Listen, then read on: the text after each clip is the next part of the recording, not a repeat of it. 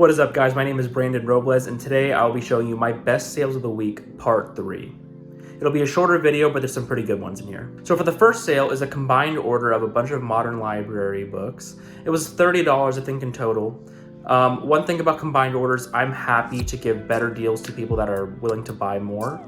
So I probably came down on some of the prices for each book simply because I'm okay with taking a smaller price for a book if that means I can put it all in one box and out to one person. So one thing about combined orders, guys, don't be afraid to accept offers because that's just more money in stuff that is off your shelves so you can replenish it with more. So the second sale is a Edith Hamilton hardcover book. The reason why I included this was I sold it for $20. I think it was on sale. But it was a former library book. So if you're not familiar with former library books, that's basically, it has the slips for the cards when you take out a book from a library. It has kind of a plastic film over the cover, just for protection purposes for the library. So when you see these, when I first started, I thought that these, you just can't sell them for whatever reason. It has some mentality that, oh, it's library, so you're not allowed to sell these. Not at all. I've sold plenty of them through Amazon FBA. I've definitely sold a ton of them through eBay. So this is just one example showing you guys, if you ever had any doubt, that former library books do indeed sell. So this next sale is actually a little bit out of my norm. This is actually a little piece of art that I found in a box full of books. I was gonna toss it, but I ended up researching it and found out that I could sell it for 20 bucks. So I listed it on there. It stayed on there for a bit. Sure enough, $20. So, I mean, it was very thin. It was like styrofoam kind of weight, very light, right? So, just a little weird sale to show you guys. It was signed on the back. I don't know if it was actually anyone really popular, but very cool to get 20 bucks off of something that I don't usually sell. So the next 3 sales are actually Franklin Library books that I sold individually for some pretty good money. The first one is Paradise Lost Franklin Library, sold it for $24. I don't know if it was an offer or what, but cool sale for that.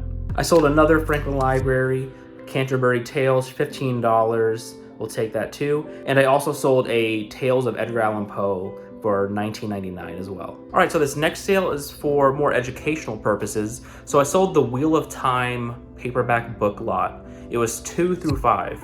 Now my point for this one is it was incomplete set. Actually 1 through 5 isn't even the complete one, but you don't have to have a, true consecutive amount of books for them to sell. So 2 through 5, that's 4 books, sold for 20 bucks and actually sold pretty quickly. So this is just a point to show you guys, if you have an incomplete set, you may not get as much as a complete set, but you can still get some money for it. So this next sale is a very small sale. I sold George Orwell 1984 for $8. So it's just an $8 sale. My point was that my lesson here is familiarize yourself with popular authors. If you find books with popular authors, most likely these books should sell pretty quickly. I usually don't sell things for too cheap, but I knew that this little mass market paperback, especially this specific 1984 mass market, would sell really quickly. And sure enough, it literally sold within 2 days. The point is just familiarize yourself with popular authors or popular classic stories.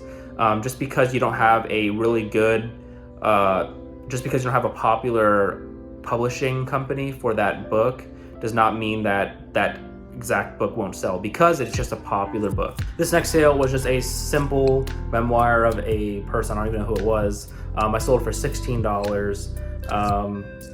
This one was very simple to research. You literally just looked up the title for this one and saw that it was selling for pretty quickly and pretty often. So just a quick $16 for a small paperback. We like that. My final sale that I will be talking about is a Franklin Library book lot of 10. These were a bunch of books that weren't exactly worth it individually for me, but I knew that I can get some pretty good money selling them in a lot. So sure enough, I sold it for $120 for just 10 books. That actually literally sold within a couple days of listing. So I think I listed for $150. Someone shot an offer for $120 and I took it. Like, I'm not denying $120 for books that I can get out and take that. So not bad, guys. So this week's video was short and sweet. Nothing too crazy this week besides a nice little sale for the $120 for that lot. Otherwise, they were pretty much in the $15, $20, $30 range as you guys saw. So nothing crazy, but the point is that is the great range for books. Just because I didn't show them doesn't mean I wasn't getting other sales. It's just those were things I thought I could talk about.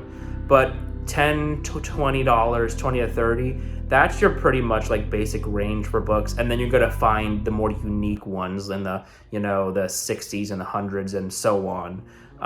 So nice and short, guys. If you guys enjoyed this video, make sure to like, share, and subscribe. Comment down below with any questions you may have, or DM me at TheBrandonRobles on Instagram. Stay hustling, guys. I'll see you in the next video. Ice in my veins, I've been driving this train. Years in this lane, there's no stopping this flame. Cause I came to the game and I changed it to play how I like, rearranged it to my own domain. Yeah, I got what it takes.